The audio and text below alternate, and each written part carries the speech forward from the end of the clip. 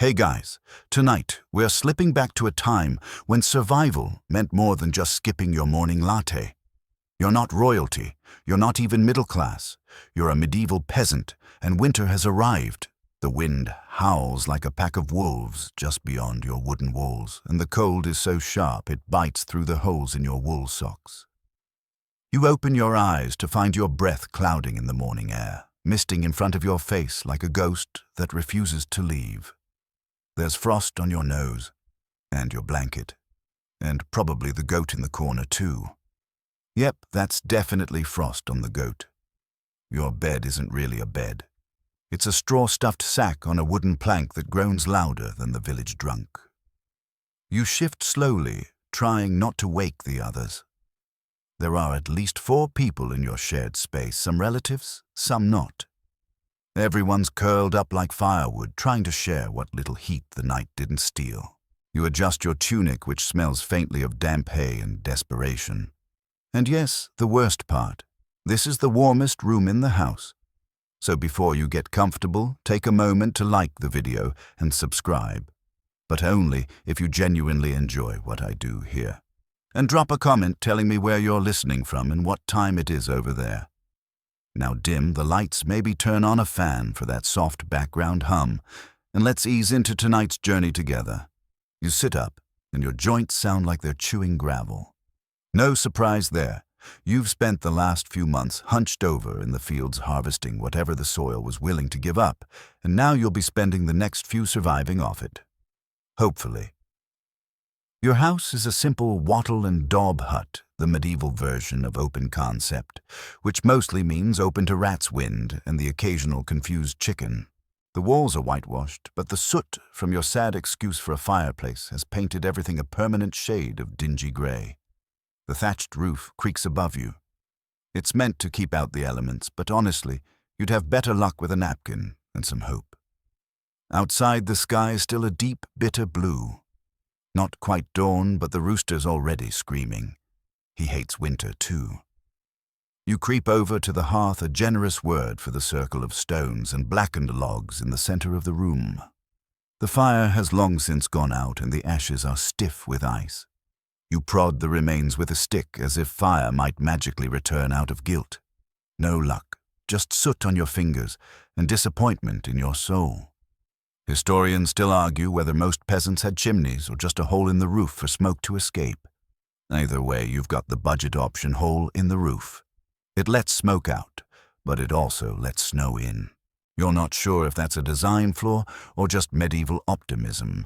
You pull on your outer tunic, wool coarse itchy, and made by your aunt, who loves you very much, but definitely didn't study tailoring. You cinch it with a rope belt, tuck in your sleeves, and slide your feet into worn leather shoes that were probably repurposed from 3 other people before you. You wriggle your toes. Still there. For now. The door creaks as you open it, and the outside rushes in like an angry spirit. The wind slaps your face. Your eyes water. You blink into the gray light and feel snow crunch beneath your soles. The world is silent, save for the occasional cough from another cottage and the steady drip of snow melting off a thatched edge. You step outside mainly to relieve yourself because guess what? No chamber pot here. Not unless you count the bucket in the corner that froze solid last night. You find a semi-private spot behind the woodpile, which is half gone and full of spiders. You do your business quickly and vow to hold it next time. Back inside, your mother is up now. She's heating some water over what's left of last night's coals. You'll drink it like soup because there's no tea, no coffee, no cocoa. Just warm water, if you're lucky. Your younger brother sneezes from under the blanket. Everyone flinches. A sneeze could be the start of anything, and this is the time of year when everything gets blamed on the chill. Joint pain. Chill, coughing up blood. Chill, your neighbor's pig caught fire. Somehow also the chill. Mainstream sources agree most peasants lived in houses with one main room for cooking, eating and sleeping. Some had lofts, but those were rare and reserved for people who could afford 2 beams instead of 1. Your house, 1 room, 1 ceiling, one outhouse made of dread and frostbite. Breakfast is simple, a piece of dark rye bread that you sawed off with a knife so dull it mostly bruises the loaf. You chew slowly, trying not to break a tooth. There's lard smeared on it barely, just enough to remind you what food is supposed to taste like.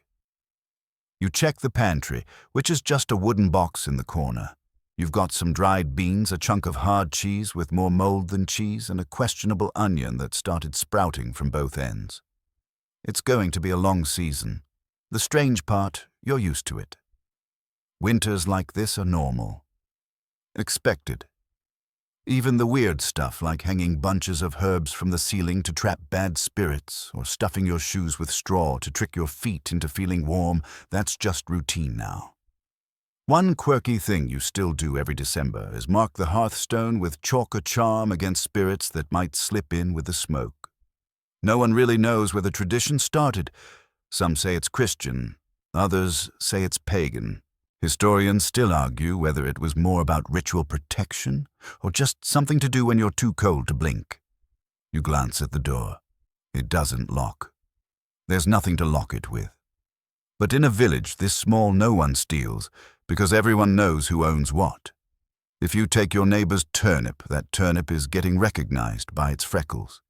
You sit near the hearth again and wrap your fingers around the warm mug your mother offers. Just water. But it's warmth, and right now, warmth is wealth. You stare into the ashes and exhale. One winter, that's all you have to survive. Just one more. You've barely finished sipping warm water when the roof coughs. Not literally, of course, though it wouldn't surprise you at this point. No, that sound is the slow, splintering groan of the thatched roof above your head, adjusting under the weight of snow that seems to have no intention of melting before July. A few flakes drift through the straw landing with perfect, quiet defiance on your mother's head. She doesn't even flinch. You, however, know what this means. It's time for the sacred morning ritual, checking the roof for holes. Again. You step outside, squinting at the sky. The sun's technically up, but it's more of a suggestion than a commitment. A pale smear in a sea of gray. The wind kicks up, slicing through the gaps in your clothing like it knows where you're weakest. Your hands stiffen before you even make it to the ladder, which, let's be honest, is just 3 fence posts lashed together and a prayer. You climb slowly, each step creaking like a bad omen. At the top, you crouch on the thatch, balancing like a frozen scarecrow, and start scanning for trouble. A loose tuft here, a patch of rot there, a suspicious dark spot that might be mold or the memory of mold. Either way, it's bad. Thatch isn't exactly high-tech. It's bundles of straw, water reed, or heather tied and layered thick to keep the elements out, except it doesn't. Not completely. Not after the first 2 winters, and certainly not when your cousin spilled hot broth on the ceiling last fall and forgot to mention it. You spot a particularly bad section near the smoke hole where last week's sleet came down like the sky was spitting at you. You grab your repair kit, a bundle of extra straw, some string, and the world's least cooperative wooden needle and start patching. The straw is stiff with frost, your fingers are basically icicles, and the wind keeps trying to rip everything out of your hands like a toddler throwing a tantrum. You mutter to yourself. Encouraging things. Sarcastic things. Mostly just things. Historians still argue whether peasants did regular maintenance on their roofs themselves or relied on itinerant thatchers. But when you're poor, the answer is always DIY. You tie a bundle in place wedge in a patch of moss and tell yourself it's good enough, because it has to be. Your neighbor Ulrich waves from his own roof across the lane. He's squatting over a patch of snow that looks more hole than roof. You nod in mutual misery. He nods back. This is what passes for small talk in the middle of January. One odd bit, you've always found funny people used to hang meat inside their thatch. Not kidding. Sausages, herbs, even spare tools got stuffed up there to cure or hide or just exist slightly out of reach of dogs. You wonder if the bundle of something mysterious you just disturbed belonged to your family or the mice. It smells ancestral. You finish patching and climb down boots, slipping on the icy rung. Your feet hit the mud with a squelch, the snows melting just enough to turn the ground into a soup of slush, hay, and horse contributions. You wipe your hands on your tunic and go back inside where it's at least less cold. The roof may not be perfect, but it's not falling in. Yet, that counts as victory. Inside the hearth has a few more glowing coals now. Your oldest sister managed to light a small fire using bark-dry moss and a skill passed down through generations of desperate women. You warm your hands, letting the sting of blood returning give you that special kind of pain that's somehow worse than the numbness before it. She nods at the ceiling. Fix it, you nod. For now. She doesn't ask what for now means. No one does. You glance up at the ceiling, which is now dotted with slow drips. One lands in your mug. You ignore it. Water is water. It's strange how normal this all is. Every winter you prepare for it, brace for it, and then you just live in it. There's a rhythm to it, like some sad dance you didn't choose to learn, but now can't stop doing. Wake, shiver, patch, shiver, sleep, repeat. You hear a knock. Soft, polite, unnecessarily formal. It's the village headman, Willem, wrapped in a cloak that's seen better decades. He smells like damp fur and elderberry cough drops. He needs help gathering wood for the communal fire pile.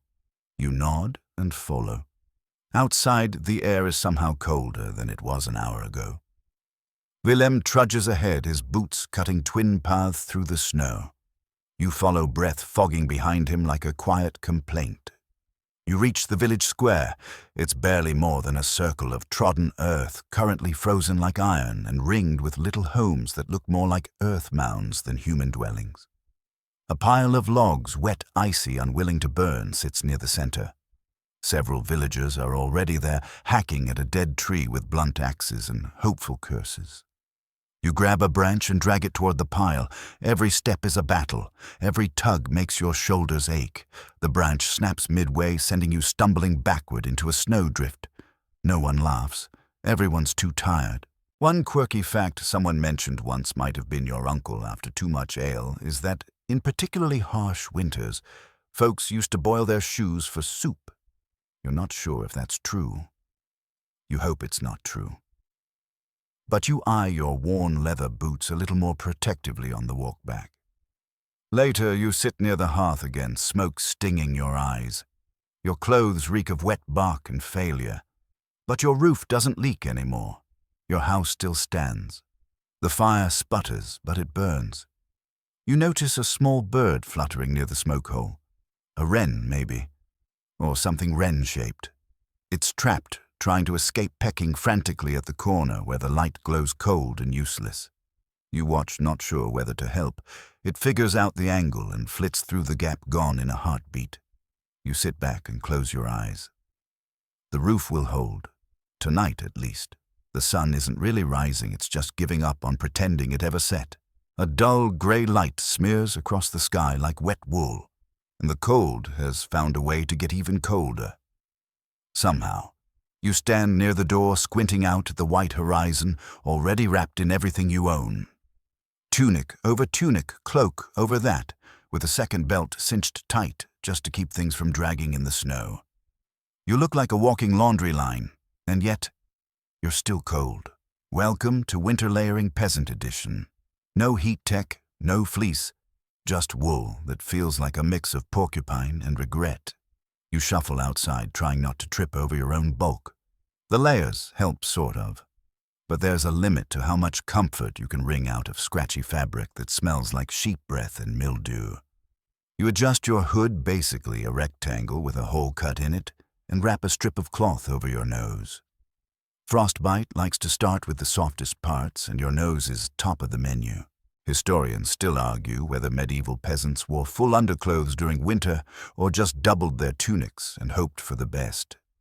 Evidence is mixed, but judging by your current outfit, the answer is both, depending on how many siblings you could steal from. Your neighbor's kid walks by more of a waddle, really. She's 6 layers deep and looks like a turnip with feet. Her mittens are made from rabbit fur, stitched into a bag. Her boots are hand-me-downs from someone with entirely different feet. She waves. You wave back with a gloved hand that used to be a sock. You make your way to the lean-to near the barn. There's a job to do breaking ice. Not metaphorically, literally. The animals need water, and the trough's surface is a solid slab. You grab a stick, your best one, the one you carved to a point last fall, and start jabbing. The ice cracks, then resists, then finally gives with a sound like a muffled groan. You scoop out chunks, toss them aside, and watch the freezing water beneath tremble in the air. The animals snort behind you, their breath fogging like little dragon clouds. The pigs are huddled together in the corner, pink and steaming and deeply unimpressed. A chicken pecks at your foot, mistaking your boot for a threat or a snack. It's hard to tell. You pour in a fresh bucket of water from the barrel out back, which is miraculously not frozen. Probably because someone, blessed their soul, covered it with straw. Peasant ingenuity. That's your superpower. Inside the barn, you take a moment to bask in the animal heat. It's actually kind of nice. Smelly, sure, but warm in the way that only living bodies can be. You sit near the wall, letting your fingers thaw. A cow flicks its tail near your head. That's a warning shot. You wrap your cloak tighter and lean back, eyes half-lidded, listening to the sound of chewing and quiet snorts. There's a strange kind of peace here. A temporary escape from the brittle air and endless chores. Even if you do smell like hay and pig sweat, there's a blanket hanging over one of the beams, patchy but thick. You tug it down and wrap it around your knees. Then you pull a chunk of bread from your pouch, hard as stone. You soften it with breath and the last sip of water from your flask.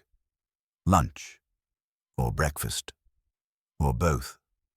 Time means very little when your main clock is before frostbite and after frostbite. You overhear someone in the next stall muttering about the coming storm. A bigger one. 3 days of snow, maybe more. You close your eyes and groan quietly. Not again. Not yet. One quirky fact you once heard at a market fair in parts of Northern Europe: folks used to line their clothes with moss for extra insulation. Moss. Like the stuff you just scraped off your roof last week. You look down at your sleeves. Maybe there's still time to innovate. You leave the barn and return to the house. The air bites harder now. Your eyes water instantly, and your teeth ache from breathing. You duck your head, fighting the wind, and finally make it to the door. Inside, your family's bundled up like lumps under blankets. Your sister's boiling onion skins for dye, or maybe just because the smell reminds her of warmer seasons. You sit by the hearth again, grateful for the flickering flame. It's still small, but it holds the room together. You strip off your outer layer, piece by piece, steam rising faintly from your tunic. Your feet are numb. Your shoulders feel like blocks. But you made it through the morning, and that's all anyone can ask. Historians often debate whether the average peasant's winter gear was purely practical or had any decorative element. Your current outfit answers that question. Absolutely not. If it works, it stays. If it doesn't, it becomes a rag, a patch, or a door plug. You wrap your hands around the warmed stone your mother passed you earlier. She keeps one near the fire and hands it out like a sacred object. It smells vaguely of turnip stew and wood smoke. You press it to your chest. It helps. A breeze sneaks through the doorframe. You plug the gap with straw. The rest of the day is more of the same. Stoking the fire. Repacking the straw beds. Checking the roof again. Shaking out the blankets to chase off whatever's hiding in them. The rhythm is brutal, but it's predictable. Predictable means survivable. Evening comes, not that you'd notice without the fading light. The room turns amber. The hearth flickers stronger now, and the family gathers around, trading stories and silence. Your father mends a boot. Your cousin carves a spoon. Your aunt tells a tale about a girl who married a frost spirit to bring spring early. Everyone listens. No one believes it, but still it's nice to pretend. You pull your cloak tighter and glance up at the ceiling again. The thatch holds. Your clothes are thick enough. Your breath is still visible, but you're warm. For now. The fire's barely clinging to life when you rise again, not because you want to, but because someone coughed, and in this house that's as good as a dinner bell. You shuffle forward, one hand stretched toward the hearth, trying to coax some heat out of the embers before the day begins. Again, you toss in a few twigs, then a handful of dried moss, then a chunk of dung. Ah, yes. The peasant's best friend fuel made from poop. It crackles like wet paper, smells like betrayal, but it burns. Fuel in winter is its own kind of currency, and you're broke. Firewood is nearly gone. What little you had from the autumn has long been rationed into splinters. Trees aren't exactly growing back overnight, and even if they did felling, one would mean dealing with the Lord's forester. And nobody wants to deal with that guy. So you burn what you can. Dung, moss, straw. If it can catch fire, it's fair game. Historians still argue whether dung-fueled fires were common practice or an emergency measure. But here in your life, it's normal. Normal in the way bad weather is normal. You don't think about it. You just do it. The smoke curls upward, slow and sulky. You cough once, then twice. Your eyes sting. There's no chimney, just that same hole in the roof, so the smoke swirls around like it's lost. Your sister grabs a blanket and starts fanning toward the exit. Not for your comfort, mind you, for the thatch. Wet smoke means damp straw. Damp straw means sagging roof. And sagging roof means you're back on the ladder again tomorrow. The irony of winter is that the cold kills. But fire can too.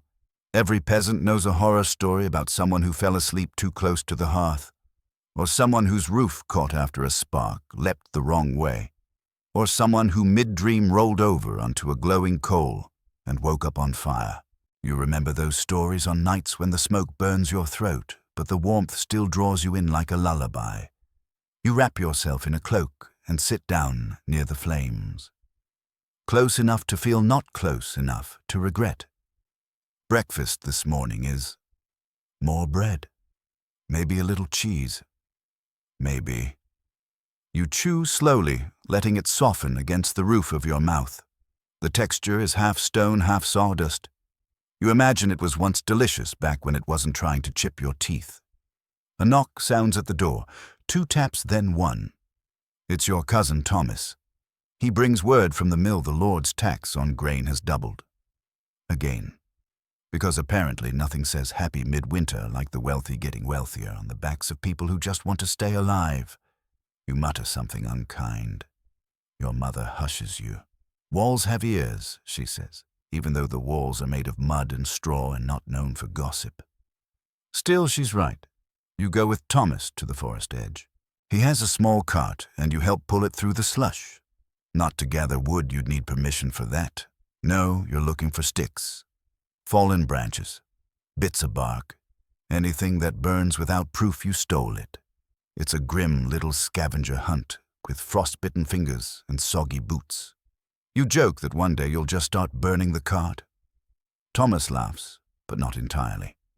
You find a few branches, a half-rotted log, and something unidentifiable that smells like it died twice. Still, you pile it in. Better than nothing. One quirky detail you remember hearing from a traveling tinker in some parts of Europe. They used to build indoor fires in sunken pits, basically indoor campfires. Supposedly more efficient unless you had toddlers or goats. Then it just turned into a fiery pit of regret. Back at home, your sister's trying to bake something over the fire, a barley cake if you squint hard enough. The smell is a mix of smoke ash and mild hope. She hands you a piece. You bite into it. It's hot, it's chewy. It tastes vaguely like the barn floor. But it's food and you're not going to complain. You watch the fire closely as the day wears on. Every flame is precious. Every spark is fragile. The smoke continues its slow dance into the rafters, tracing patterns on the thatch like an artist too bored to quit. You remember last winter when the fire went out completely. For 2 days, the house froze. Your youngest sibling caught a chill so deep their skin turned a bluish gray. You thought they wouldn't make it. But they did. Barely. You don't talk about it much, but you remember. Now you keep the fire alive like it's a heartbeat. Feed it scraps. Whisper to it. Protect it from drafts. You learn to read it like a language. That hiss too wet, that crackle. Just right, that sudden silence, dangerous. Historians often debate how central the hearth was to peasant life. Was it merely utilitarian or something sacred? You'd argue it's both. The hearth isn't just where you cook. It's where you gather, where you talk, where you sing, where you mourn. It's the center of everything. As night falls, you bank the fire, nudging the coals into a tight pile and covering them with ash. It'll keep them alive just barely through the night. If you're lucky, you won't have to start from scratch tomorrow. You lie down again, wrapped in the same scratchy blanket that never quite covers your feet. The smoke still clings to your hair, your clothes, your dreams. Outside, the wind howls. Inside, the fire glows. And for now, that's enough. You wake up to a familiar sound, your stomach. It growls like a dog behind a locked gate, mournful, persistent, a little dramatic, but valid. You haven't had a full meal in days, not because you're lazy or forgetful, but because it's winter, and you're poor. You roll over, slowly, listening to your joints complain. Everyone's still asleep, except for your mother, who never really sleeps anymore, just dozes in short bursts between responsibilities. She's already near the hearth, checking the coals, stirring a pot of, well, something. You sniff the air. Barley gruel. Again. Breakfast, lunch, dinner, doesn't matter. It's always gruel. Made from cracked barley, maybe some oats if you're lucky, and boiled until it turns into a kind of edible mud. The taste ranges somewhere between soggy wood and yesterday's regrets. Still you eat, because hunger is louder than pride. You sit cross-legged by the fire, cupping your hands around a wooden bowl. The warmth of the gruel is the best part. It steams against your face, softens your fingers, and gives you a moment of comfort before the cold creeps back in.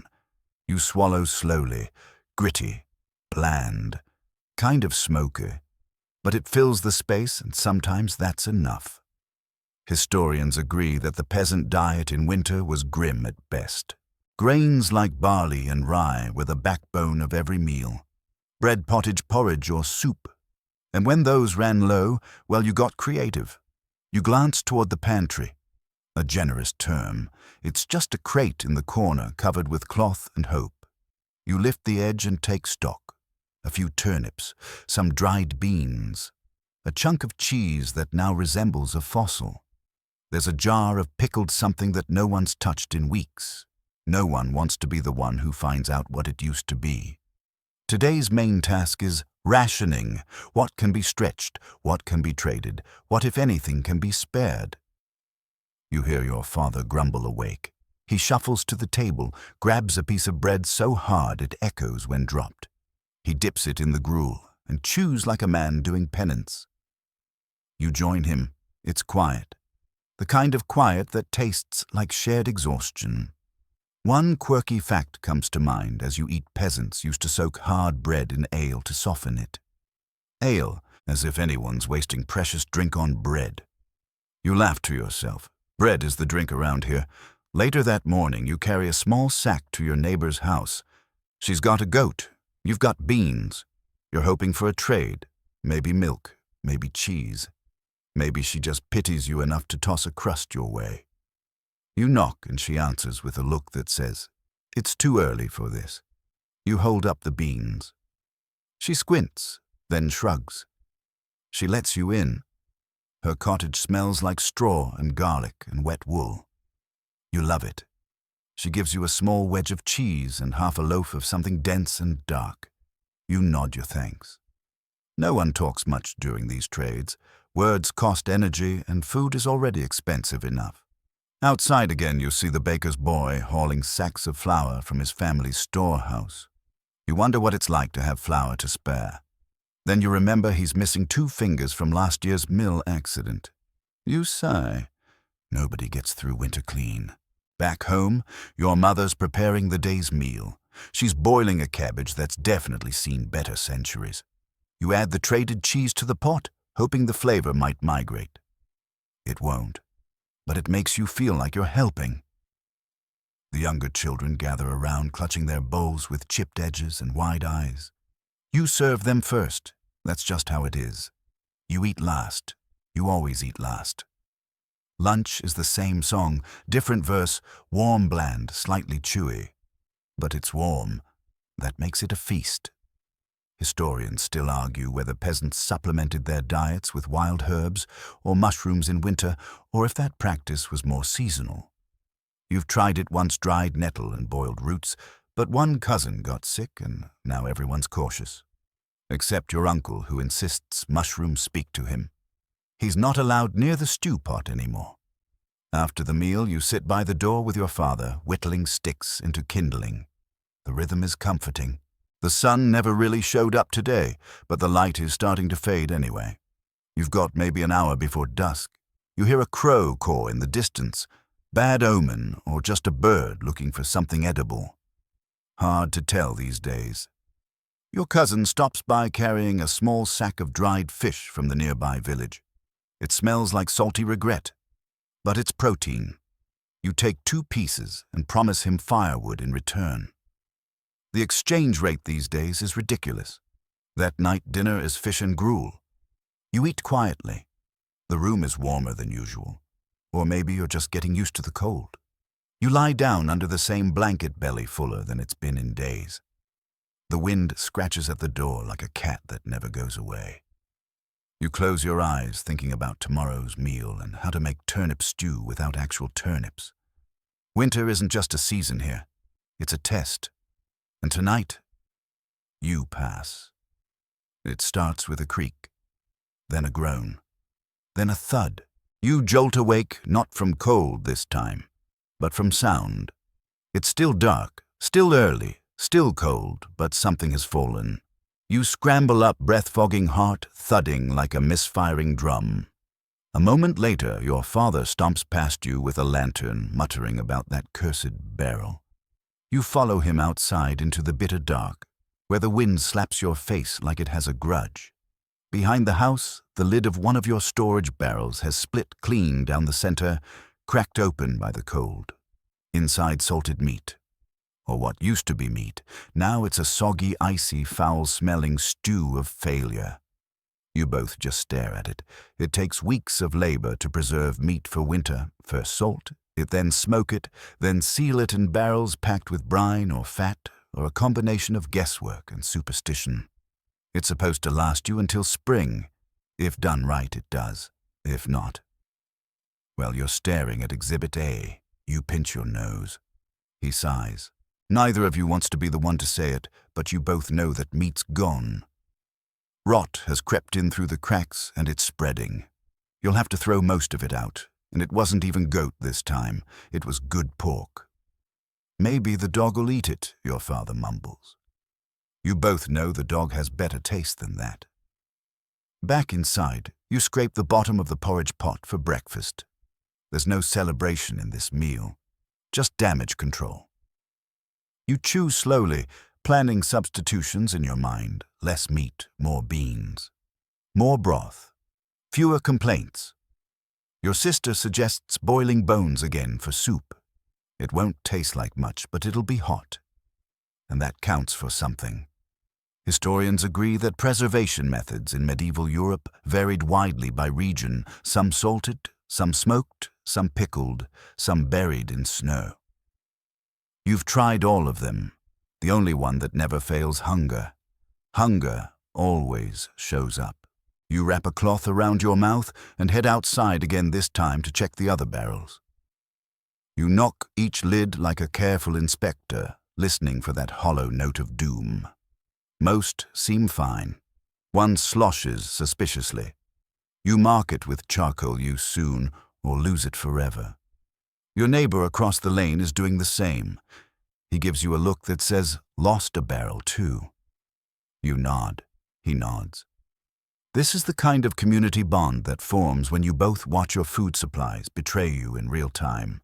You return inside to find your aunt scraping mold off a wheel of cheese with the edge of a knife. She claims it's still good underneath. She always says that.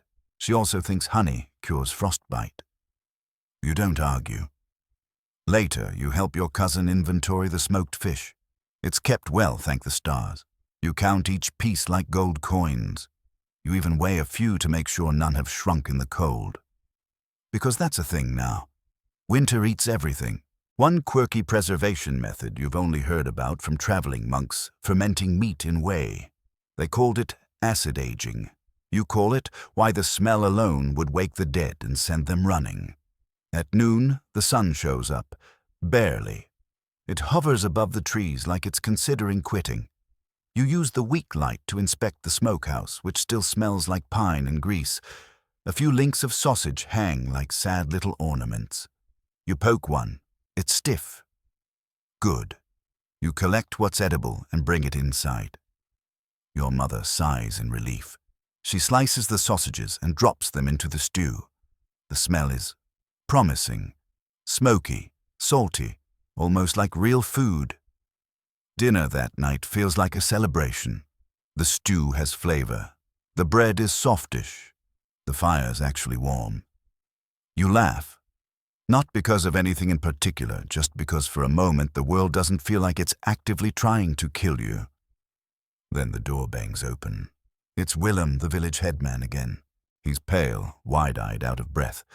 Everyone straightens. There's sickness in the eastern hamlet, he says. 2 families down. You freeze spoon halfway to your mouth. Sickness. That word. That season. Not again. You listen as Willem explains cough fever sweats. No rash yet. But they're isolating. Everyone's being warned. Stay indoors. Don't share food. Don't take in travelers. Your appetite vanishes like steam from a cold cup. You remember last winter. The black marks. The coughing fits. The silence that followed. You still remember the smell of smoke from all those burned bedding fires. Historians still argue whether rural outbreaks were always plague, or just seasonal flu magnified by hunger. But to you, it doesn't matter. Sick is sick, and sick in winter is the worst kind of gamble. You seal the windows tighter, stuff more straw in the cracks, wash your hands with cold water and a prayer. That night, you barely sleep. Every sniffle sounds louder. Every creak sounds like warning. The wind hisses like it knows something you don't. You lie in bed thinking about the barrel of meat, the stew, the fire, the sickness. You're not afraid of the cold. You're afraid of what tries to ride in with it. By dawn, the village feels different. Quieter. Still. Not the usual sleepy kind of still, the ominous, tight-chested kind that presses against the walls and doesn't let go. Even the animals are subdued. No rooster crowing. No goats bleating.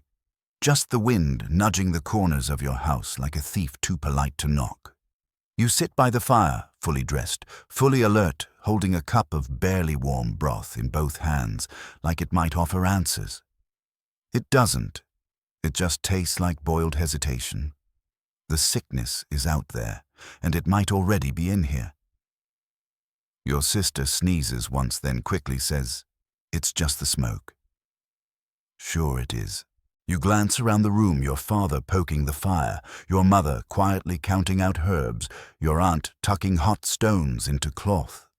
Everyone is pretending this is just another winter morning. But the glances are quicker, the silences stretch longer. You pull your cloak tighter and step outside. The snow has crusted over with ice cracking beneath your boots like old pottery. You head toward the town, well, not for water, but for gossip, and it's already there. 2 women are whispering near the edge of the square, their voices hushed, eyes darting. One says the Carter boy is coughing blood, the other says the cooper's wife won't wake up. They both cross themselves. Then they see you and stop talking. Classic. You draw water anyway, even though it feels like a secondary mission now. The rope creaks, the bucket thumps, and your fingers go numb in seconds. You haul it up, half frozen and smelling faintly of algae. Still better than the last time someone tried to use melted snow that had run through the outhouse path.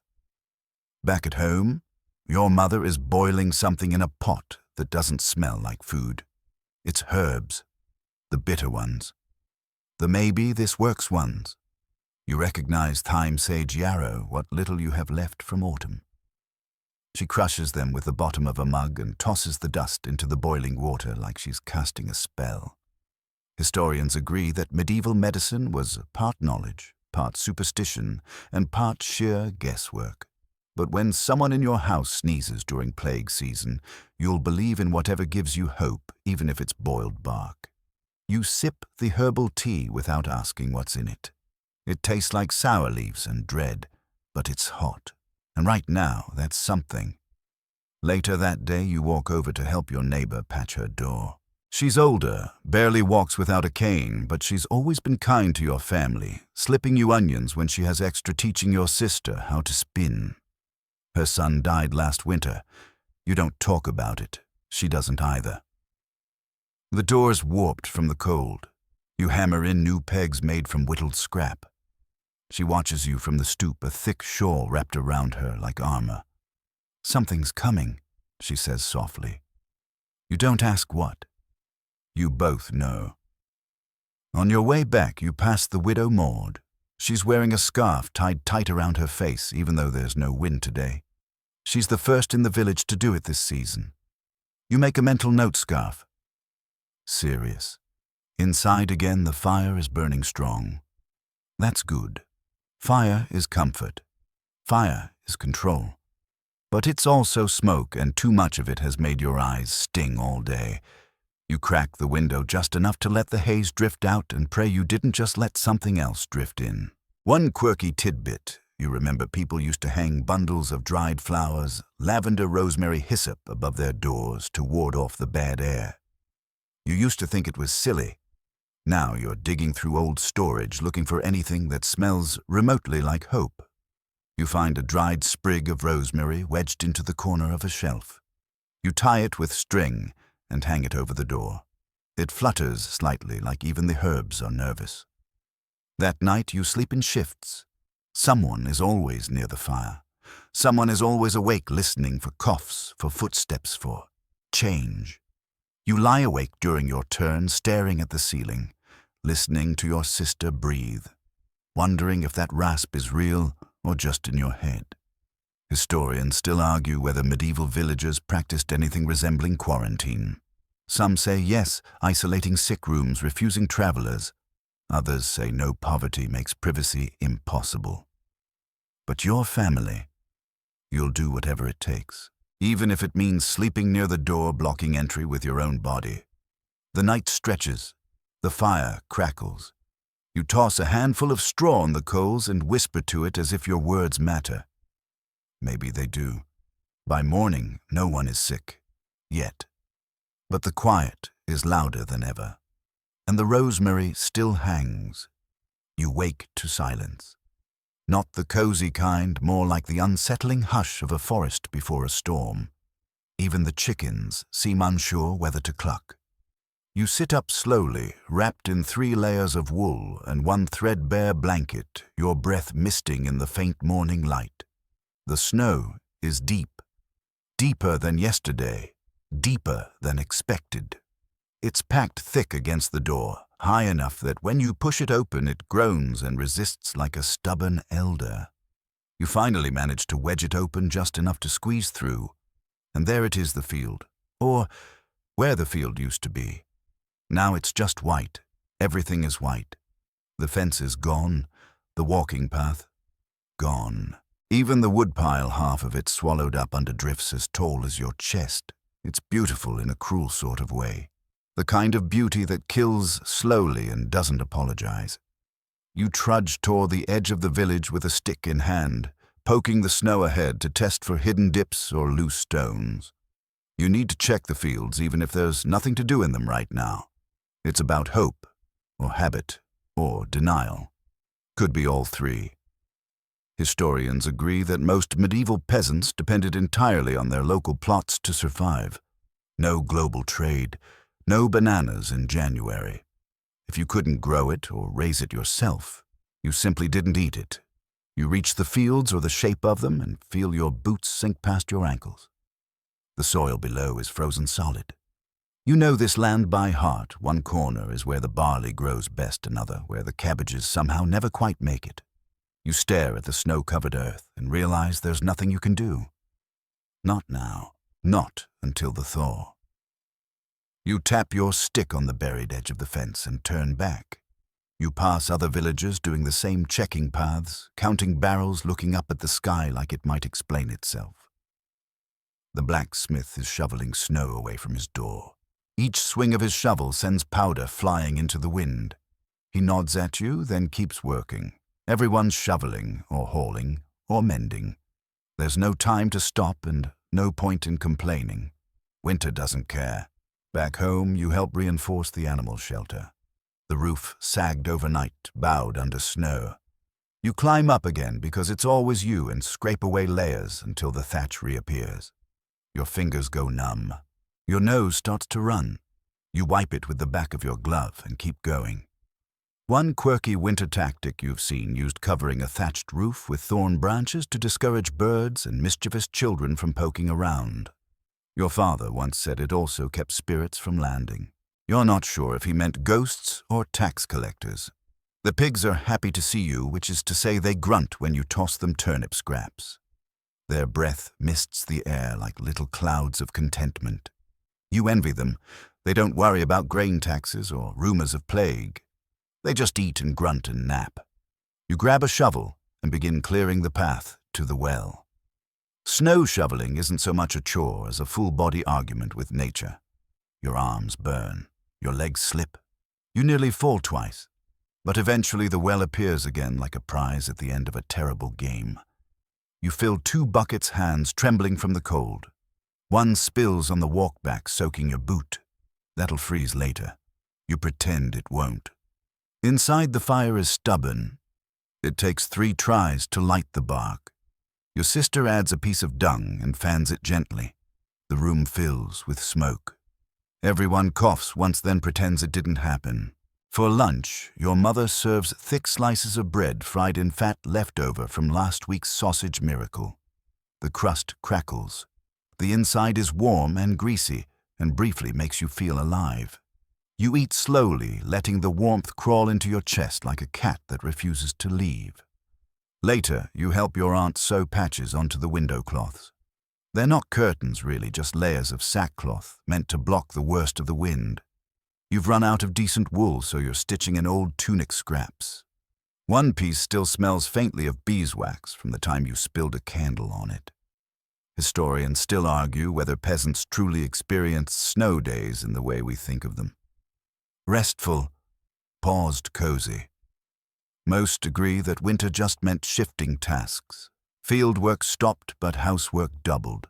Everything took longer, weighed more, and froze if left unattended. By evening, the fire is finally roaring. You sit with your back to it, letting the heat soak into your spine. Your siblings play a quiet game of stones and bones.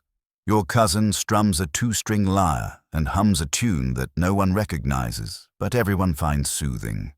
You close your eyes, just for a moment. Your father nudges you. "We'll need to check the snow load again in the morning," he says.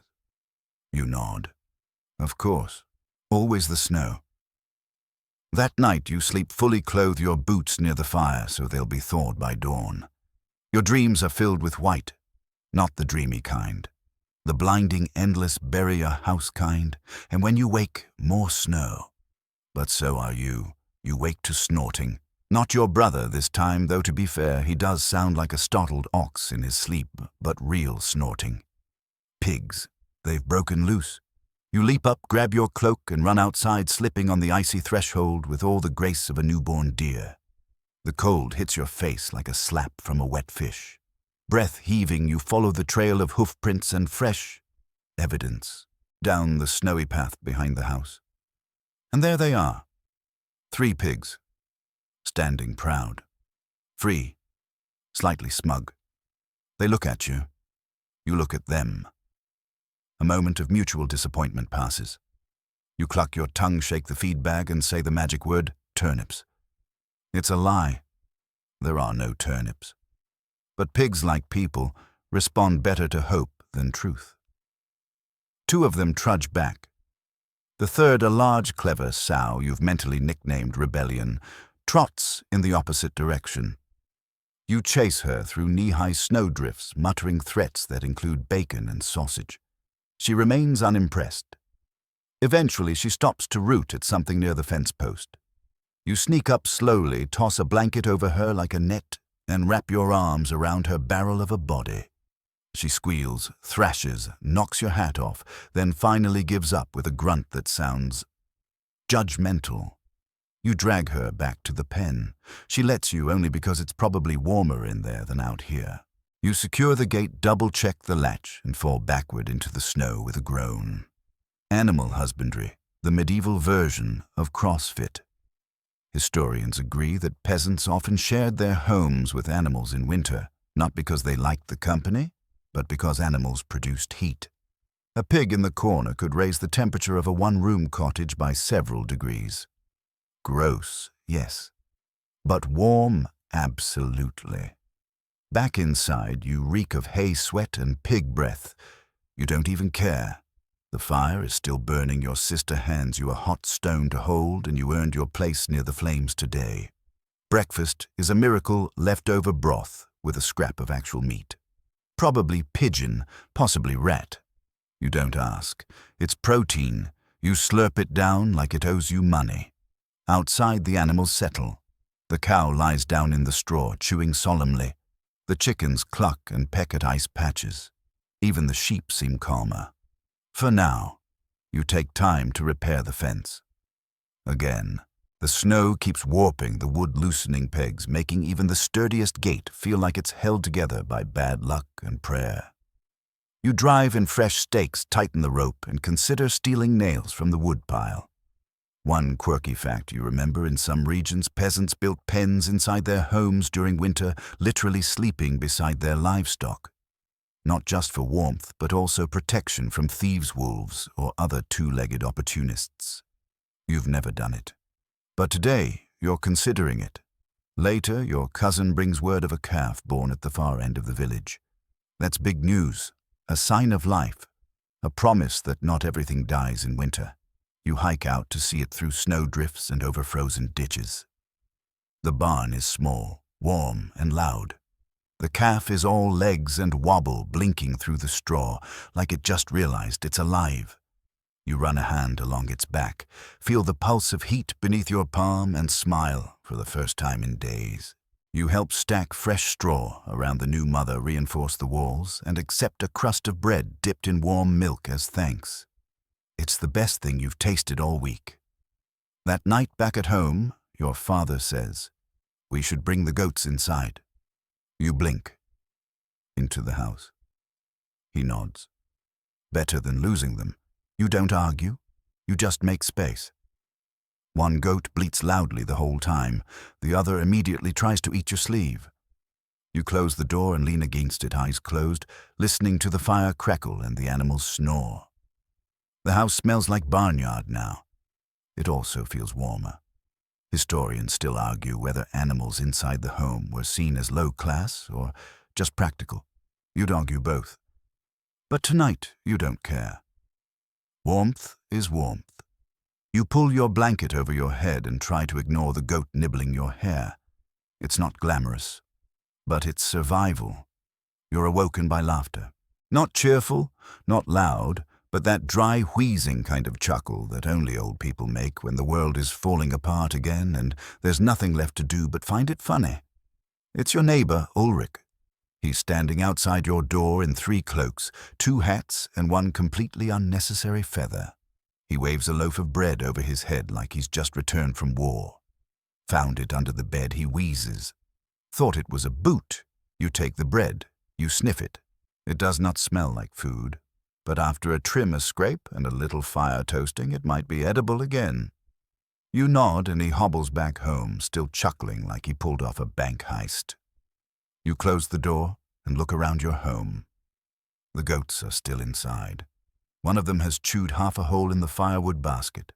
Your sister has braided straw into what might be a hat.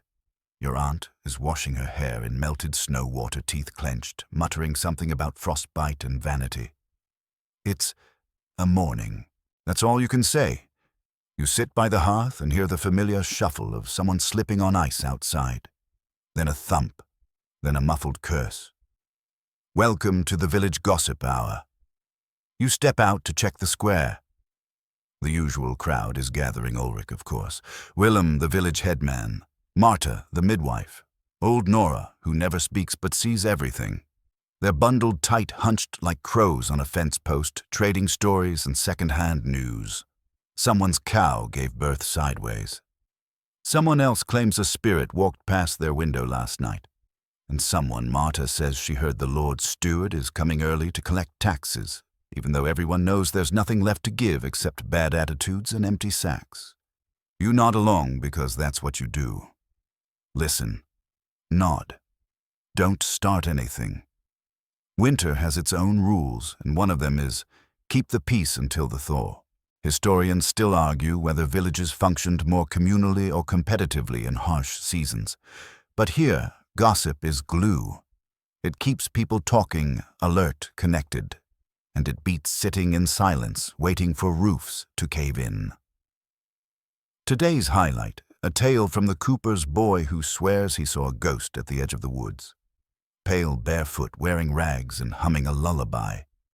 Ulrich snorts. That's just Maud's sister. She's weird.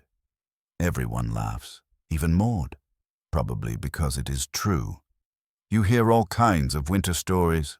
A woman who kept bees inside her cloak, a man who once chopped a frozen loaf of bread with an axe, a boy who caught a snowflake on his tongue and claimed it made him forget his name. The truth doesn't matter, the telling does. Later, you find yourself at Nora's door. She doesn't invite people in. She never says much, but today she gestures to a small bundle wrapped in wool. Herbs, she says. You thank her. You're not even sure what's inside. Dried leaves, maybe, but you nod solemnly and carry them home like treasure. Because if someone gives you something in winter, you say yes. That evening, your sister sprinkles the herbs into hot water. The smell is sharp and earthy. It doesn't taste great, but it settles the stomach. Everyone drinks a cup. Even the goats sniff it curiously. You sit around the fire, and someone brings out the dice. Not real dice, of course, just carved bone cubes with charcoal dots. You play the same game as always, nothing to win but bragging rights. Your uncle wins twice and claims it's his lucky toe. You don't ask which one. One quirky tradition resurfaces fortune-telling with ash. Your cousin swirls a burned stick in the hearth dust, then reads the patterns. She sees a good harvest. Your mother rolls her eyes, but smiles. Hope is a better seasoning than salt. Night falls early, as always. The goats nestle down by the wall. The children curl under blankets, whispering about ghost stories and the spirit that lives in snow. You step outside one last time. The snow glows faintly in the moonlight. Cold air fills your lungs like glass. And for just a second, you feel peace. Not because everything is fine. It isn't. But because you're still here, still upright, still listening to the gossip even when it's nonsense. And somehow, that's enough. The first thing you notice is the smell. Not of food or fire or even pig. It's minty, sort of. You blink yourself awake and glance toward the hearth. Your aunt is hunched over a steaming bowl, grinding something into a paste with the bottom of a cup. It's greenish-brown, pungent, threatening. She catches your eye and grins. Chest rub, she says. Oh no, you know this game. You try to slide back under the blanket, but it's too late. She's already scooping a glob of the stuff onto her fingers. You protest weakly. I'm fine, really, but her hands are warm and surprisingly strong. The goop hits your skin with a squelch. Cold, then burning, then cold again. You smell like an entire forest and a questionable apothecary's shelf. Breathe deep, she says. You do, and immediately regret it. Welcome to medieval home remedies. Historians agree peasants relied on whatever they had for winter ailments, herbs, root salves, and the occasional ritual whisper. No physicians here, Just trial error and a family recipe that may or may not include mashed onions and moldy bread. Your aunt adds a strip of cloth over your chest. "Keep it there," she says. "It'll draw the chill out." You're not convinced, but you nod. Outside, someone's coughing. Not a polite clearing throat kind of cough. The deep wet kind. You try not to react. Your mother is already boiling water for inhalation steam. She drops in rosemary thyme sage. The smell fills the room like a meadow on fire. You take turns with your siblings, leaning over the pot head covered with a damp rag, breathing deeply and blinking through tears. It doesn't cure anything, but it opens the lungs, makes the fear feel smaller. One quirky belief resurfaces. Today your cousin swears that if you sleep with garlic tied to your feet, you won't get sick. She's wearing socks filled with cloves and walking like she has rocks in her shoes. No one stops her at this point. Why not? You go about the chores slowly, like every motion might crack something vital. Your joints ache. Your back is sore. You've been hunched by the fire for days and your body is starting to protest in new languages. The sun never really shows up, just a dim smudge behind a sky of steel wool. You head to the barn with a pail of water, breaking the surface ice with your elbow. The animals nuzzle at you gratefully. Their breath is warm, their eyes follow you. You talk to them. Everyone does in winter. Not because they answer, but because they don't interrupt. Back inside, the fire needs feeding. You break apart a dead branch someone dragged in last week. It snaps like brittle bones.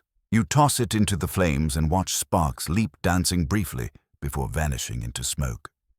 The house smells like smoke and herbs and damp wool. It's strangely comforting. Your sister combs her hair near the hearth, wincing as she untangles knots. She sings under her breath a song about spring. You've heard it your whole life, and still you don't know the words past the third line. Historians still argue, she says suddenly, brushing harder whether people actually believed in the healing power of music. You raise an eyebrow. "Do you?" She shrugs. Better than silence. She's right. Later that day, the wind picks up. Snow gusts against the house like sand against a drum. You stuff cloth under the door. Repack the straw around the windows. Every hole is a weakness. Every breeze feels personal. Your uncle comes back from visiting a neighbor. He looks pale, says nothing, just goes to his bed and lies down, still fully dressed. Everyone notices. No one says it, but your mother brews a stronger herbal tonic that night. The one with wormwood. The one that smells like bad decisions and shoe polish. You all drink it, pinching your noses and swallowing hard. The room falls quiet. You share looks across the fire. Is it coming? Has it already come? Who's next? Then someone farts. Loudly. Probably the goats. Everyone bursts out laughing. Even your uncle smiles from under his blanket. For a second, the fear breaks. The room warms. You pull your blanket tighter and lie down, still tingling from that minty goop. Your lungs feel clearer. Your throat isn't sore. You breathe deep. It's not a cure. But it's something. And tonight, that's enough. By morning, the village is in a strange mood. Not grim exactly, not yet, but restless. Like the air's changed, and no one can quite name why. You step outside and immediately feel it. The cold is still sharp, the snow still deep. But there's something else now. Movement. Stirring. Energy. Today is Midwinter Day. Technically, it's not a feast. Not officially. No one has meat to spare or wine to pour, and the last time someone mentioned roasting a goose, 4 people looked ready to roast him. But tradition doesn't care about your pantry. It shows up anyway, expecting songs and shouting and vaguely unsettling costumes. You head toward the square with your cousin who's wrapped in a cape made of old curtains and wearing antlers fashioned from twigs. "It's for the goat spirit," she says with complete seriousness. You nod because this is midwinter. And on midwinter, nothing is too strange. In the village square, someone's built a fire larger than usual, crackling wildly in the frozen morning light. It shouldn't be possible with this much snow, and yet there it is. Smoke curls into the pale sky, and around it, people, bundled, shivering, grinning like fools.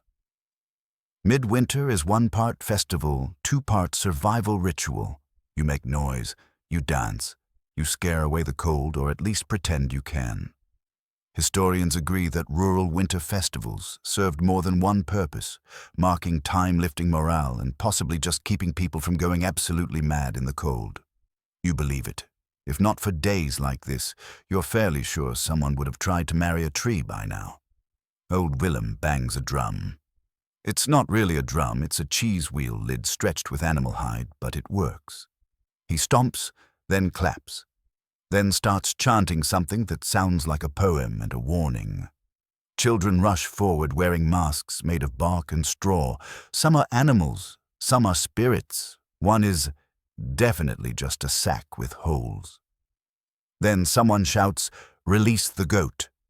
A goat bolts into the square, painted in streaks of charcoal and whitewash. It's not happy. It charges straight into a pile of snow, shakes its head, and then begins to eat one of the masks. Everyone cheers. Your cousin runs after it, antlers, bouncing, laughing so hard she falls into the snow. Someone starts singing. The words are old, maybe pagan, maybe nonsense. You join in even though you only know the chorus. Later, a few brave souls pass around a pot of something fermented. It's warm, sour, possibly illegal. But it burns going down, and that feels like magic. You spot your neighbor Ulrich wearing a cabbage on his head. "Spirit of the earth," he says proudly. You offer no argument. One quirky tradition you've always found hilarious: the chase the sun game, where people run in circles, arms outstretched, pretending to catch the sun and drag it back from wherever it's hiding. Today it's mostly kids doing it. But you remember when you were the one who chased shadows across the snow, believing your feet might change the season. You watch now, older, a bit more tired, wrapped in a wool cloak that smells like goat and garlic. But your smile comes easy.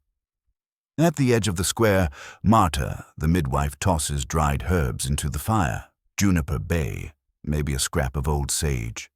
The smoke rises sweeter now, curling around your face and stinging your eyes, just enough to count as spiritual cleansing.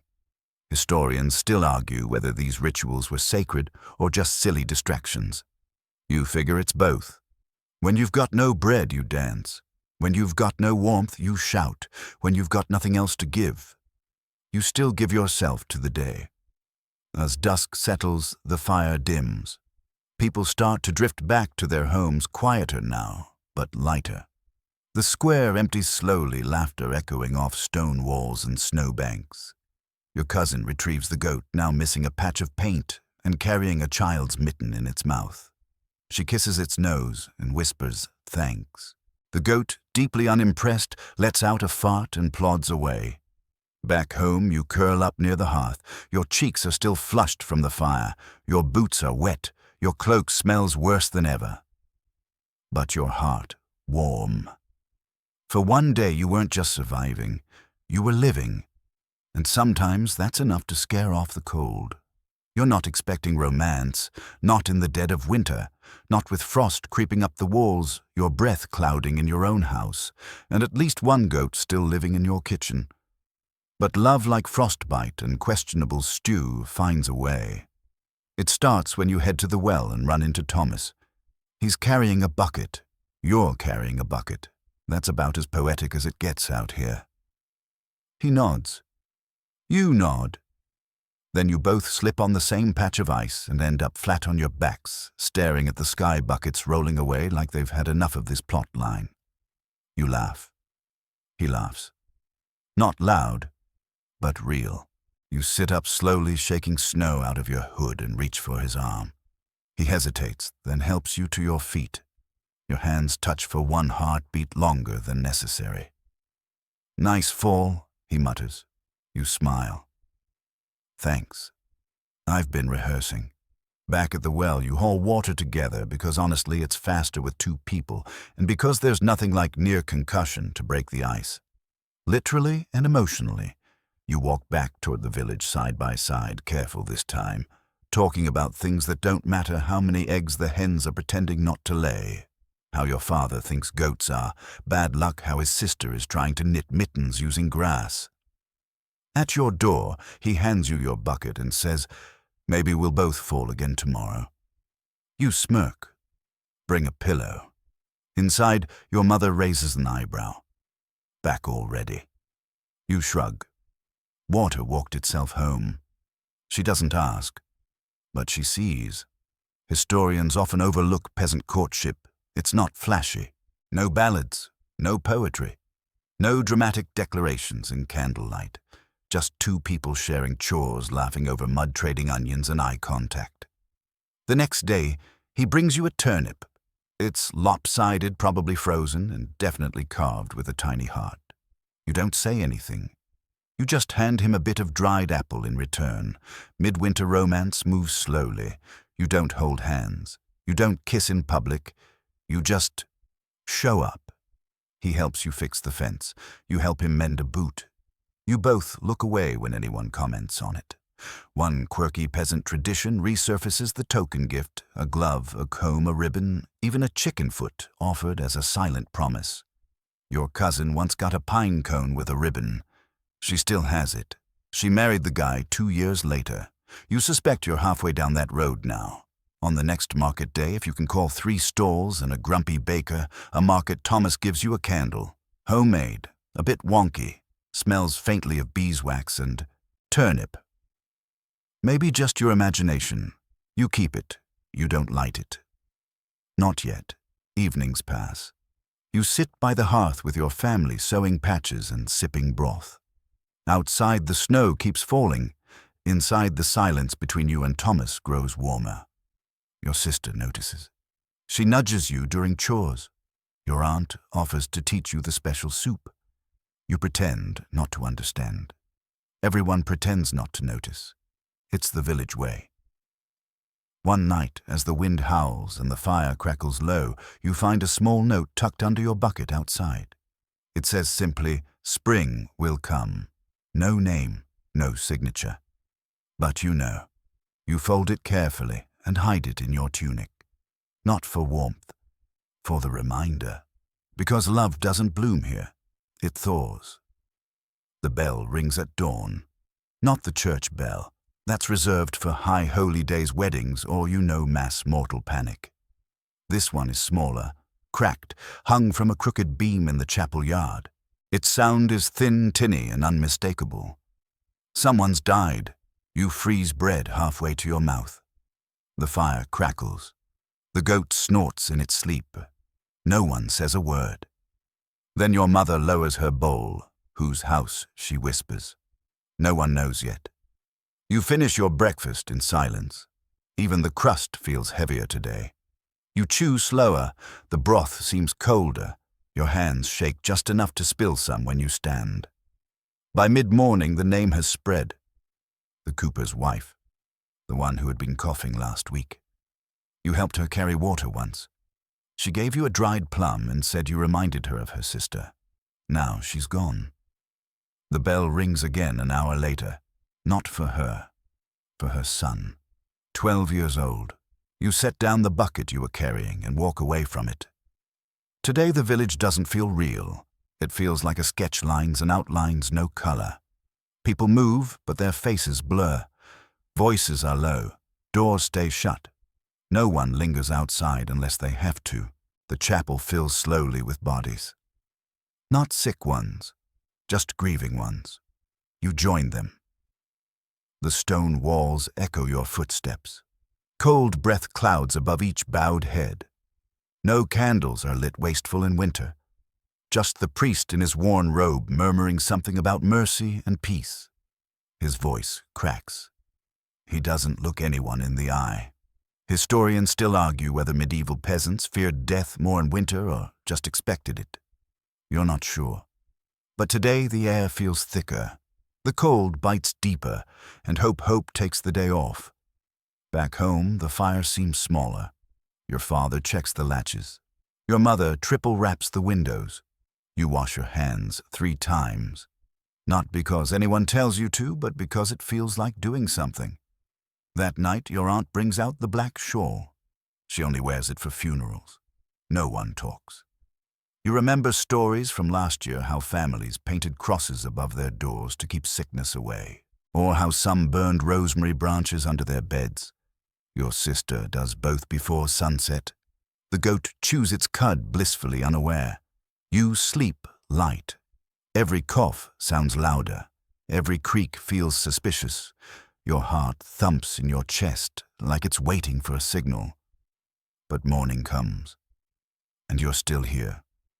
No bell, not today. You drag yourself outside, eyes dry and stinging. Snowflakes fall like ash. You trudge to the well, the coop, the barn. Everything moves slower. Everyone's quieter. You run into Thomas by the woodshed. He doesn't smile, just holds out a small bundle wrapped in cloth. "For your fire," he says. Inside are 3 sticks of dry pine split clean. You nod, heart aching. One quirky superstition resurfaces something your grandmother once said: "Don't cry into the fire. It'll remember your sorrow and burn out faster." You blink away tears. Not here. Not now. That night the family eats together in complete silence. The fire burns brighter thanks to Thomas's gift. The soup is thin, but it's hot. Afterward, your cousin begins humming. It's the same old song, the one with the 3rd line no one remembers. This time, everyone joins in. Even your father. It doesn't make the grief smaller, but it makes the room feel full again. You lie in bed, the shawl folded near the hearth untouched. The wind moans outside, pushing against the door like it wants in, but you're holding the line. You close your eyes and think of that bell. Not because it rang, but because today it didn't. You don't count days anymore. You count footsteps to the well, logs by the fire, spoons in the pot. You count how many people are still coughing and how many aren't. By now there are 3 houses in the village with black X's scrawled in chalk near the doors. Not official, not religious, just quiet warnings. No one tells you who put them there. No one needs to. You avoid those homes. Everyone does. Even the animals seem to know. Chickens steer clear. Dogs whine as they pass. The silence around those places hums with absence. Not just of voices, but of the little things. No smoke from chimneys, no footprints in the snow, no laughter through the thin walls at night. Today you help your father deliver firewood to Marta, the midwife. Her house is still active barely. She opens the door a crack just enough to slip through a thank you and 2 small cloves of garlic. "Hang these," she says. You nod and tuck them in your belt. Another layer of protection in a season full of superstition. Historians still argue whether peasants truly believed in these protections or simply needed something to believe in.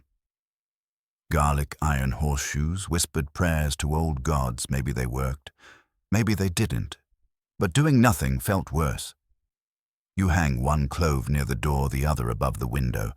The wind shakes the walls as if laughing at your effort. You ignore it.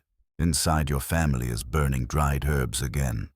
The smoke stings, but it carries a clean, sharp scent like pine and hope. Your aunt sweeps the ashes into patterns near the hearth. "Keep spirits out," she mutters.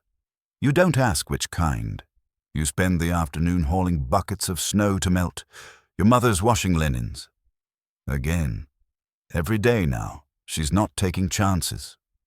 Water, soap, wind. That's all she has to fight the invisible thing that's taken 3 people in 1 week. One quirky trick you remember from a traveling herbalist, burying your shirt overnight in snow, then hanging it over the fire to chase out fever ghosts. You try it. It doesn't help. But your shirt smells oddly fresh. So there's that. That evening the chapel bell rings once. Just once. Not for death this time. For prayer. You wrap your cloak tight and make your way there, boots crunching through snow that started to crust with ice again. Other villagers arrive slowly, heads low, hands hidden. No one makes eye contact. Not yet. Inside the chapel is cold but still. No fire, there's barely wood to spare, just candles flickering weakly against stone walls. The priest is there, but he doesn't speak. He just stands with his hands open, waiting for quiet. When it comes, you all kneel. Some pray with words, some with silence, some just listen to the hush and call that enough. You think about the black X's, about the faces missing from the square, about the breath in your own chest and how fragile it suddenly feels. You don't ask for much, just one more day. Back home, you warm your hands by the fire and let your eyes blur. No one talks about food tonight, or chores, or even tomorrow. You lie down, fully clothed, boots lined up near the door just in case. You dream of spring.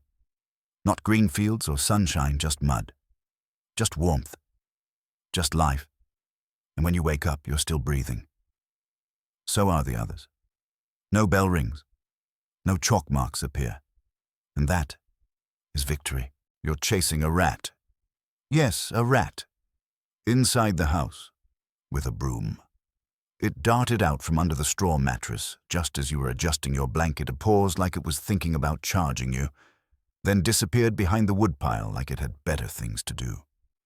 You scream. Your mother screams. The goat bleats in solidarity. Your father doesn't scream. He just sighs and hands you the broom. And now here you are, crouched behind the firewood, listening, watching, waiting. Your family peers over your shoulder like it's a theater show. You lunge once, miss, twice, miss. The third time you catch it mid-scamper and manage to swat it out the door in a dramatic flurry of fur squeaks and curses you think were from your sister. You slam the door shut, panting like you just survived a joust. Welcome to the glamorous world of pest control medieval peasant edition. Historians agree that rats and fleas were constant, unwelcome companions in homes like yours, especially in winter when warmth and scraps were hard to find. Rats were more than just a nuisance. They were disease carriers, wall chewers, and late-night loaf thieves. You check the bedding. Nothing left but straw, one suspicious hole, and a single bean. You sleep on that tonight, no. You're sweeping out the corners and sleeping with the broom. That rat might have cousins. After the excitement dies down, your mother pulls out her remedy drawer. It's more of a box, really. Inside are leaves, dried flowers, some mystery powder, and a jar labeled rash paste. She dabs a bit on your sister's arm, where a red patch has started to spread. You all freeze. Then she says, "Just dry skin." Everyone nods. Everyone wants to believe her. Still, she brews a tea of nettle and marigold. Your aunt insists on adding garlic. Your sister refuses at first, then gives in and drinks it with a face like she swallowed a frog. You drink some too. Prevention is better than panic. One quirky treatment resurfaces. Your cousin digs out a chunk of beeswax and starts rubbing it on her arms. Seals out the bad air, she says. She also believes bees whisper secrets to the truly patient. You let her have that one. Later, you help your father check the walls. Mice holes. Cold cracks. Water seeping in under the back plank. You stuff straw anywhere that feels drafty. You smear a line of ashes across the threshold, because Nora down the road swears it keeps vermin out. You don't question it. Not after that rat. Outside, the snow crunches beneath your boots as you head to the compost pit. Your breath forms long, slow plumes. The air smells faintly of wood smoke and manure. You scatter the kitchen scraps and turn to go, only to spot a shadow dart past your boot. Another rat, Noma Fox. Thin, pale, quick. You freeze. It freezes. You stare at each other like two souls with the same tired winter eyes. Then it bolts gone into the woods. You return home with your heart still racing, holding the broom tighter than you'd like to admit. That night dinner is thin soup and thick bread. You chew slowly, mind on foxes and rats and strange noises near the fire. One of the goats coughs. You all turn and look. The goat stares back unbothered. False alarm, but still you boil some rosemary and bay leaves for good measure. A little steam, a little superstition. Before bed, your cousin hangs rosemary branches on every wall, for the rash, she says, and the rats, and possibly ghosts. You light the candle Thomas gave you weeks ago, just for a moment, just enough to remind yourself that not everything has gone wrong this season. You sleep lightly, one eye on the hearth, one ear on the walls. The rat might come back, but you've got the broom, and the broom wins tonight. You're kneeling in mud. Not the soft spring kind that squelches pleasantly between your toes, but the frozen, soul-crushing, half-thawed slush that sticks to your boots like judgment. You're outside the manor house, begging. Your father sent you. The food's almost gone. The last of the salt pork was mostly fat. The flour is sour. You've been boiling turnip tops for 2 days, and you're starting to dream in cabbage. So here you are, one knee-down cloak-soaked dignity trailing behind you like a wet dog. The manor looms above you, tall, stone smug. The glass in the upper window sparkles a clear sign that the lord's family is still living in the kind of comfort peasants only whisper about. Glass in windows. Imagine that. You knock once. The door doesn't open. You knock again. Eventually it creaks, not fully. Just enough for the steward to peer out like he's guarding a treasure vault. You explain your case as humbly as you can. You need barley, or beans, or even old bread, anything. He eyes you like you're a pest. He has the nose of a man who's never had to share a bed with a goat. He sighs. We'll see, he says. He shuts the door. You kneel a bit longer. Snowflakes land in your hair. Your stomach growls. Historians still argue whether lords were truly responsible for the care of their peasants during hard seasons, or if those duties were more ceremonial than practical. Technically, you belong to the land, but when you need help, it depends on whether the steward had lunch yet. After what feels like an entire sermon's worth of waiting, the door opens again. A servant hands you a cloth bundle, inside 2 small loaves, a heel of cheese, 3 wrinkled apples. You thank them, deeply, repeatedly, even though you were hoping for more. Back home, the family receives your haul like a royal feast. Your mother slices the bread thinner than should be humanly possible. The cheese is shared like relics. The apples are saved for later, probably the solstice. One quirky manor tradition, you always resented feasting on saints' days even during famine. While you gnaw old rye crust, the Lord's table groans under pies and roast goose. But today, you're not bitter. Today, you're just grateful that someone opened the door. You eat slowly that night, mindfully. The bread is dense and soft at the center. You let it sit on your tongue. You don't even chew for the first few seconds. The cheese is sharp, a little moldy, but that's flavor now. The apples, not yet. They stay wrapped in a clean rag tucked away like treasure. You sit near the fire after belly just barely full, but soul heavier in a good way. Your sister picks up a piece of charcoal and draws something on the wall, a house with smoke, a tree, a little person with long braids. That's me, she says. You smile. Why so close to the manor? She shrugs. They have a bigger roof. Fair point. Your cousin carves a spoon out of driftwood. Your father sharpens the only knife. The house smells faintly of wood and boiled onions. You notice it smells less of goat today. A victory. Later, your mother whispers that she's heard the steward is rationing the manor's stores, that he turned away 3 other families yesterday. You hold the apple bundle tighter. That night, you place a crumb of bread near the hearth as an offering to what you're not sure. Luck. Fire. Whatever keeps the steward in a decent mood. Historians might not mention you by name. You're not a hero. You're not a rebel. You just asked, and someone answered. The snow isn't falling anymore. It's hovering like it's waiting for permission. You stand in the doorway, staring out at a sky so gray it looks painted in ash. The clouds hang heavy and low, almost touching the crooked chimney tops of the village. There's a hush in the air.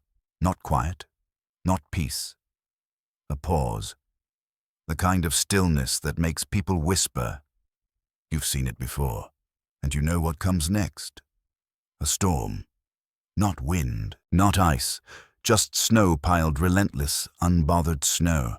The kind that erases fences, covers doors, buries firewood, and quietly dares you to keep standing. You step back inside, pull the latch, and begin preparing. You wrap every window seam with cloth. You shove straw into door cracks. You bring in everything that might blow away, including the broom 2 buckets and your uncle's weird carved stick that he swears wards off snow demons. He insists it stays by the door, just in case. The sky darkens before noon. Shadows stretch long and strange. You light a tallow candle, rare precious, and ration its glow. The goats shift restlessly. One sneezes. You don't comment. Historians still argue whether peasants viewed snowstorms as natural events or divine punishment. You lean toward the latter. Not because you're overly religious, but because something about this kind of weather feels personal. Your mother starts the soup early. No meat today. Just a root mash, some dried peas, and a pinch of salt so small it might have been imagined. Still it's hot. Still it helps. By mid-afternoon, the storm begins in earnest. First fine snow, then thick flakes, then a full white wall. Outside disappears. You press your hand to the window, feeling the cold through the glassless cloth. The world hums with wind and weight. You step back, throw another log onto the fire, one of the last decent ones, and wrap your shawl tighter. Your sister moves her bedding closer to the hearth. So does the goat. No one says anything. Everyone understands. One quirky superstition you remember from last year, stacking your shoes upside down in a corner to confuse the storm. Your cousin does it now with 4 pairs and a boot she found outside. She doesn't believe it'll work, but she does it anyway. By evening, the door won't open. You push once. Twice. It's sealed by snow. Not locked, just buried. Your father shrugs. We stay in. You don't panic. Yet. Instead, you make a game of it. Who can guess how high the drift is by morning? Your aunt says knee-high. Your uncle says chest-deep. You say tall enough to keep the wind out. Everyone laughs. Not hard, but enough. That night, the fire is your sun. Everyone gathers around it like moths, eating, knitting, dozing, mending socks. The goat farts, loudly. The kids giggle. The adults pretend not to. Outside, the wind moans. The roof creaks. Somewhere in the distance, something thuds. You ignore it. You have to. The storm presses against your house like a giant hand.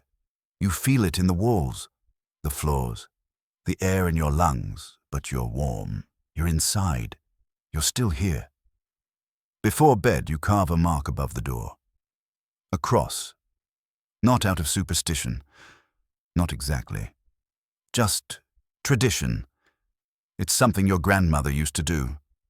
Something to remind you that snow doesn't last forever. That roofs hold, that fires burn. That spring does come back. Eventually. You sleep light. The goat sleeps heavy. The storm does what it wants. And tomorrow, you'll dig. You'll shovel. You'll find the door again. But tonight, you rest. You wake to silence. Not the eerie, tense kind from before a storm, but a muffled, padded kind. The kind of silence that makes your ears ring and your thoughts feel loud. You sit up slowly. Your blanket is damp with breath and condensation. The fire has burned low, but coals still glow in the ash like buried treasure.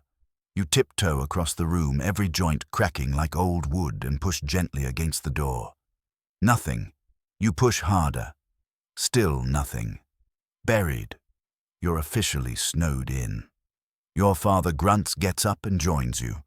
Together, you push. Shift, scrape. Slowly, slivers of light peek through the cracks.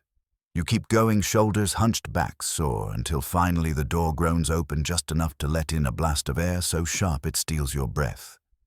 You squint into a white wall. Snow, shoulder high. It's not going anywhere anytime soon. Historians often debate the frequency and impact of extreme winter storms in medieval Europe. Some call them exaggerated. Others say entire villages disappeared under drifts. You don't need a debate. You have a shovel and a front door that barely opens.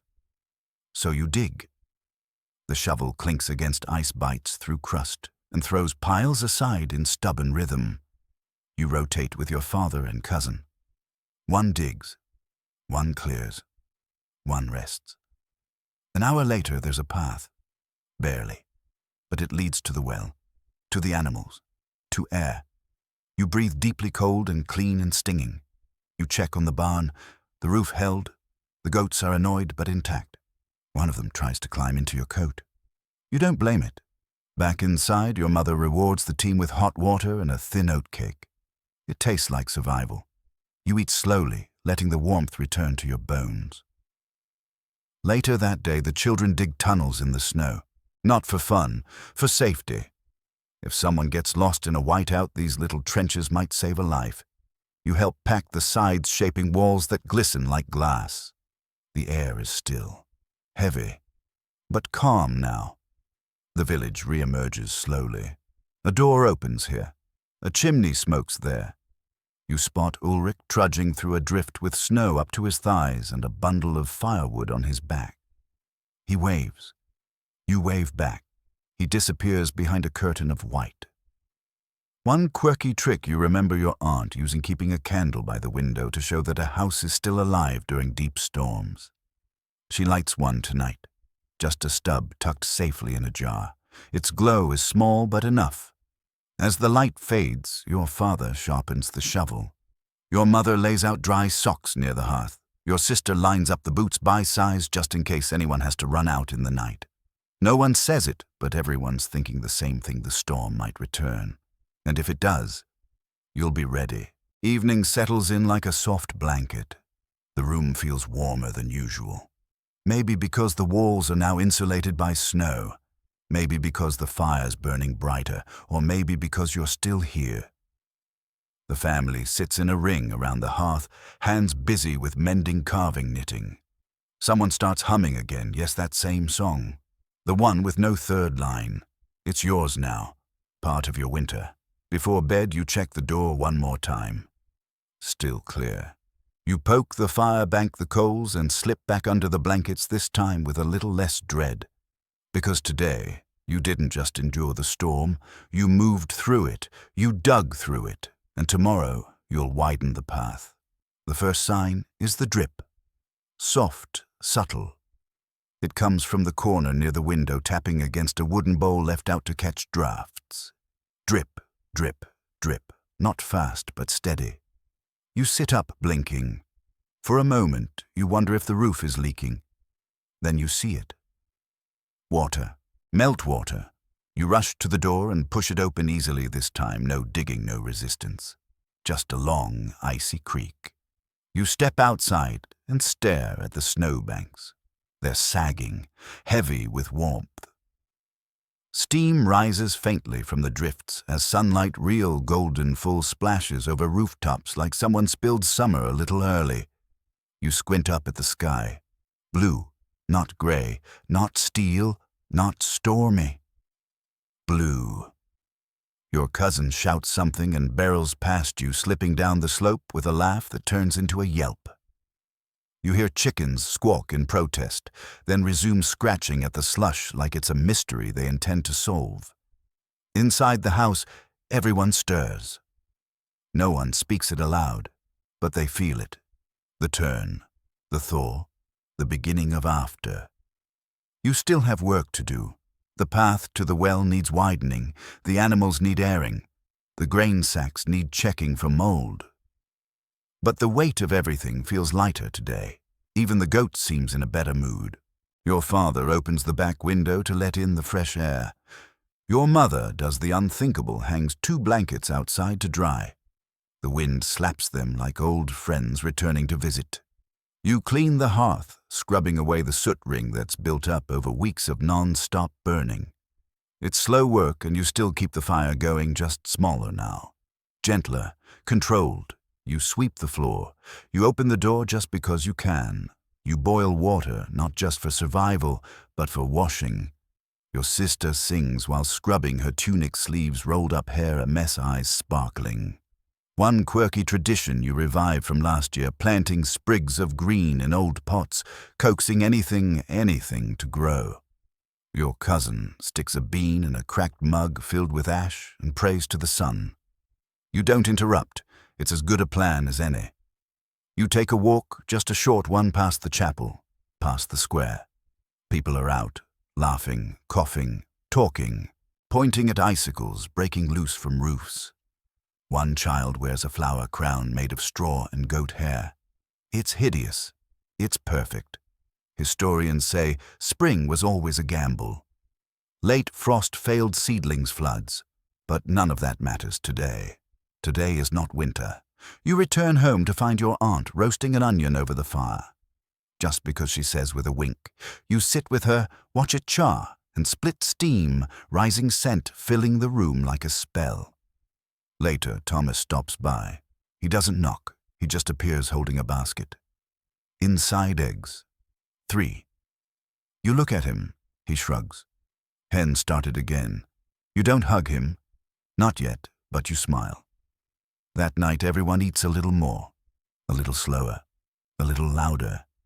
You save the eggs for tomorrow, a fresh start. You fall asleep with your boots off your blanket halfway down and your face warm. No candle needed. No herbs hung, no fear crawling at the windows. Just peace, just breath, just a slow, soft melt. And now, as the fire dims low and the last crackle settles into glowing silence, you let yourself relax. The air around you is softer, warmer. The walls no longer hum with cold. They exhale with you tired, but still standing. Outside, the snow continues to drip, each drop a small promise of what's coming next. Mud, rain, crocus buds breaking through thawed soil, and one day green fields again. But not tonight. Tonight everything is still, safe. You've lived through the endless gray, the fireless mornings, the bread that broke teeth, the silence after sickness, the roof that nearly fell, the snow that buried your door. And the cold that didn't just sting, it waited, but you waited longer. And now you rest. The straw pillow is scratchy but familiar. The blanket smells like smoke and wool. There's a bowl of water by the door catching the steady tap, tap, tap of melting snow. Even the goat is asleep. You're home, you're whole, and you made it. Not because you fought the winter, but because you endured it. So as your breathing slows and your eyes flutter closed, just know not every night has to be warm to bring comfort. Not every story has to be grand to matter. Sometimes, survival is the story. And tonight that story ends here. Sleep well. Sleep deep. You've earned it.